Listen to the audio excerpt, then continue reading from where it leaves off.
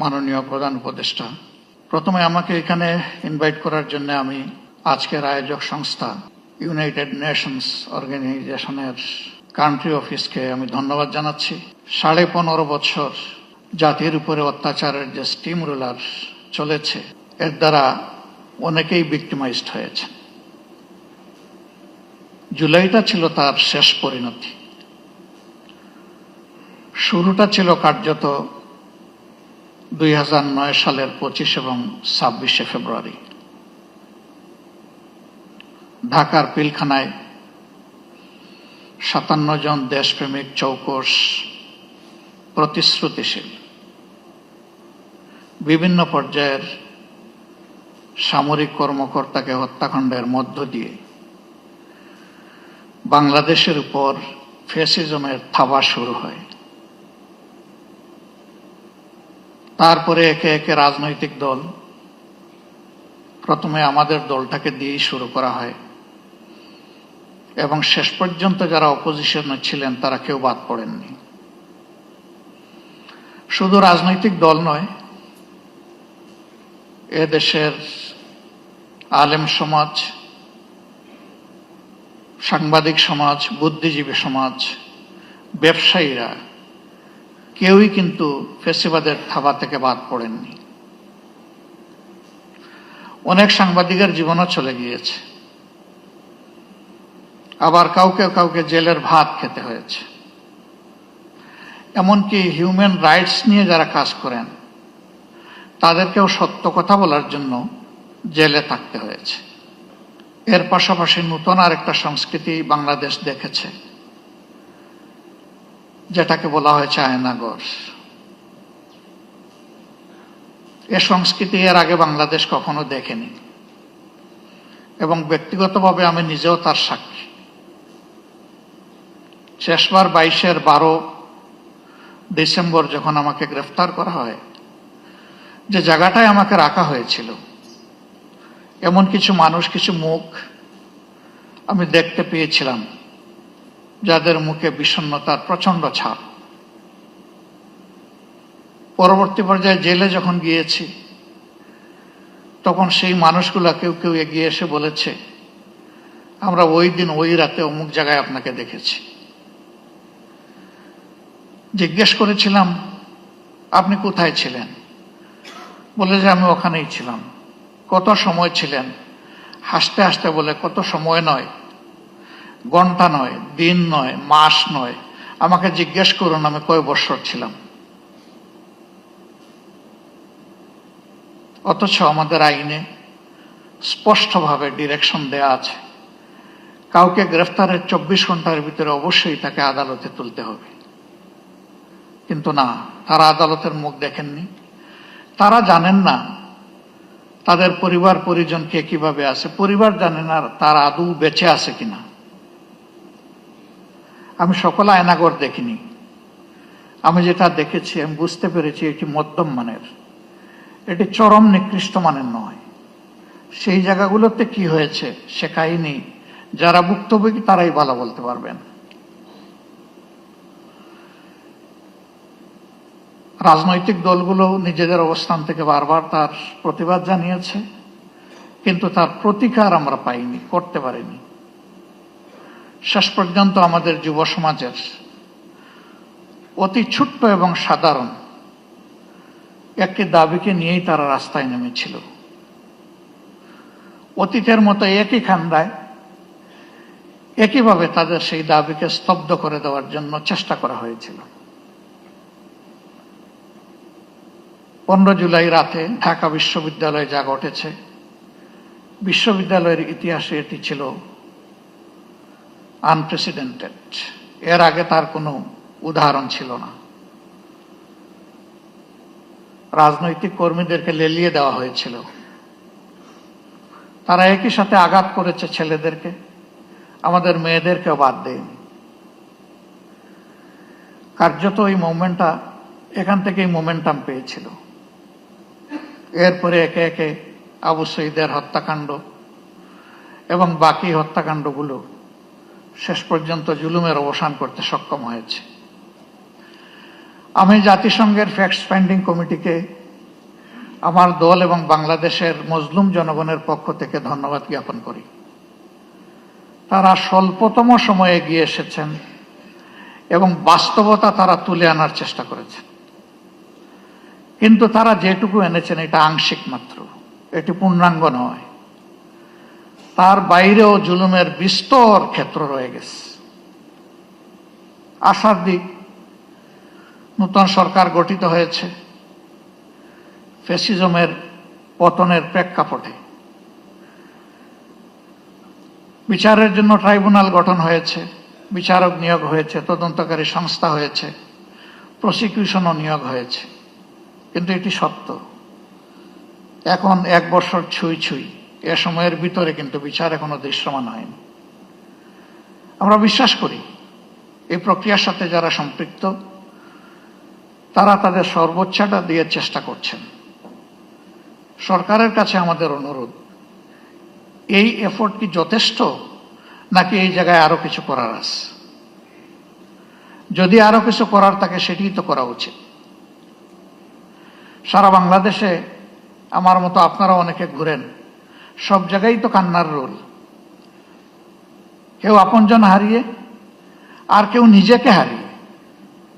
আপনজন হারানোর বেদনা আমরা বুঝি, কিন্তু যারা নিজেকে হারিয়ে বসেছেন, এই যে ছেলেটাকে দেখানো হলো, শুধু দুটো চোখ না থাকার কারণে গোটা বিশ্ব তার জন্য অন্ধকার। সে কি একা? আমাদের হিসাব মতো এই সংখ্যাটা 500-র কাছাকাছি যারা চোখ হারিয়েছে। হাত পা হারিয়ে, মেরুদণ্ডে আঘাত পেয়ে, বুলেট বিদ্ধ হয়ে হাসপাতালের বিছানায় কিংবা নিজের বাড়িতে পড়ে প্যারালাইজ হয়ে কাতরাচ্ছে, এই সংখ্যাটা 250-র উপরে। যারা বিছনায় পড়ে আছে, আর যারা জীবন্ত লাশ হয়ে ঘুরছে, সেই সংখ্যাও 5000 কম নয়। আপনারা অনেকে জানেন, ইতিমধ্যে আমাদের সংগঠনের পক্ষ থেকে উদ্যোগ নিয়ে এই জুলাই যারা শহীদ হয়েছেন তাদের প্রোফাইলটা আমরা অন রেকর্ড নিয়ে আসার চেষ্টা করেছি। শতভাগ নিশ্চিত না হয়ে আমরা একটা নামও সেখানে যোগ করিনি। আমাদের এই প্রক্রিয়া অব্যাহত আছে, এটাকে আমরা ক্লোজ করিনি। 12 ভলিউমের এই শহীদ স্মরণিকা আমরা সকলের হাতে পৌঁছে দিতে পারিনি, তবে আমাদের ওয়েবসাইটে বাংলা, ইংলিশ এবং আরবিতে ইতিমধ্যেই আপলোড করা আছে। সেটা কেউ ভিজিট করলে আমরা খুশি হব। আমরা এবার হাত দিয়েছি যারা জীবন্ত শহীদ তাদের জীবন নিয়ে, এই অন্ধ, পঙ্গু, হাসপাতালের বেডে পড়ে থাকা প্যারালাইজড, তাদের বিষয়টা তুলে আনার জন্য। আমি সরকারকে অনুরোধ করব, এই কাজটা পূর্ণাঙ্গ যথার্থতা পাবে যদি সরকারি উদ্যোগে এটা হয়। আমরা আমাদের দিক থেকে পূর্ণ সহায়তা দিব ইনশাল্লাহ। যা আমাদের কাছে ম্যাটেরিয়ালস আছে তা দিয়ে, এবং আরো যা প্রয়োজন আছে আমাদের পক্ষে সম্ভব সঙ্গত সবকিছু দিয়ে। ইতিহাস যেন হারিয়ে না যায়, ইতিহাসটাকে ধরে রাখা উচিত, এবং শ্রদ্ধার সাথে এটা আমাদেরকে স্মরণ করতেই হবে। আজকে আমাদের এই বসাটাও ওই ত্যাগের বিনিময়ে। ওই ত্যাগটা না হলে আমার নিজেরও অবস্থা কি হতো আল্লাহ ভালো জানেন। এখানে আমরা যারা আছি, কে কোন অবস্থায় থাকতাম সেটা আল্লাহ ভালো জানেন। কাজেই আমাদের শহীদরা এবং জীবন্ত শহীদরা আমাদের অ্যাসেট, তারা আমাদের বোঝা নয়। এই স্বীকৃতি আমাদেরকে দিতে হবে।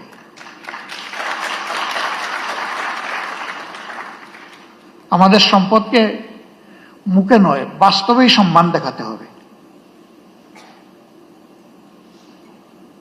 সরকার এবং জাতির পক্ষ থেকে সেটা যেন নিশ্চিত করা হয়।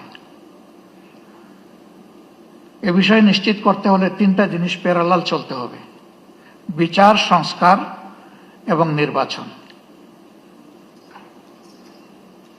কিন্তু বিচার আর সংস্কারের আগে যদি কোনো নির্বাচন হয়, তাহলে সেটি আরেকটা ন্যাশনাল ডিজাস্টার হতে পারে, আমরা বিশ্বাস করি।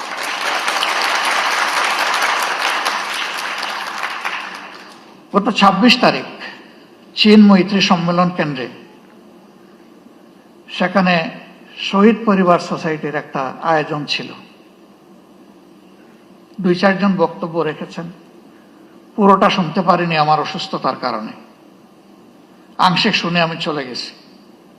তাদের প্রত্যেকে অত্যন্ত সিংহের মতো গর্জন করে বলেছেন, বিচার না দেখা পর্যন্ত আমরা কোনো নির্বাচন দেখতে চাই না।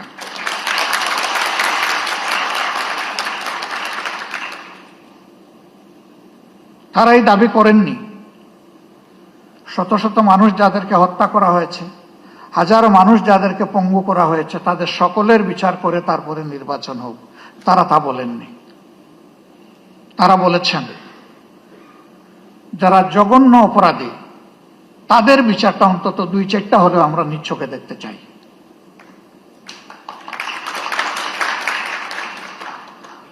আমরা দেশ এবং জাতিকে ভালোবাসি সবাই। জাতিসংঘ ফ্যাক্টস ফাইন্ডিংয়ে যে ফ্যাক্টসগুলা তুলে এনেছে, তার সাথে যেগুলা অপূরণ আছে সেগুলাকেও সংযুক্ত করে বিচারটা ঠিকমতো হোক। তবে আমি অত্যন্ত দৃঢ়তার সাথে বলবো যে অবিচার আমাদের উপর করা হয়েছে, দল হিসাবে আমাদের নেতৃবৃন্দকে খুন করা হয়েছে বিচারিক আদালতে। এ ধরনের কোনো বিচারও দেখতে চাই না। বিচারটা যেন শতভাগ ট্রান্সপারেন্ট এবং ন্যায্যতার ভিত্তিতে হয়। এবং পার্সোনালি আমি বিশ্বাস করি ন্যায় বিচার প্রতিষ্ঠিত হলে কোনো অপরাধী পার পাবে না ইনশাআল্লাহ। যারা মানুষ খুন করেছে তারা তাদের ন্যায্য পাওনাটা বুঝে পাবে এবং বিচারহীনতার অথবা বিচারকে ধামা চাপা দেওয়ার যে সংস্কৃতি সেটা দূর হবে।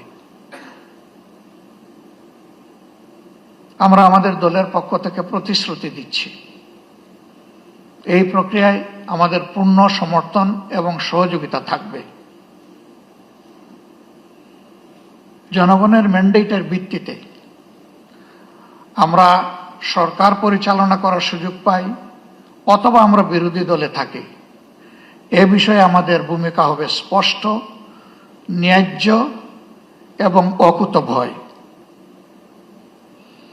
আমরা কাউকে পরোয়া করে কোনো কিছু বলবো না, করবো না।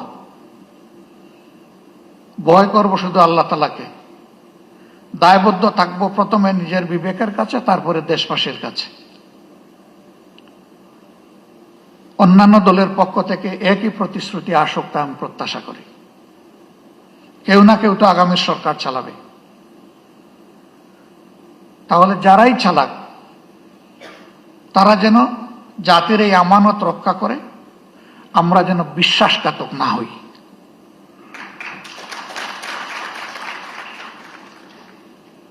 আল্লাহ রাব্বুল আলামিন এই ন্যায় বিচার কায়েমের পথে আমাদের সরকার এবং জুডিশিয়ারি দুইটাকে আপোষহীন পথ চলার তৌফিক দান করুন।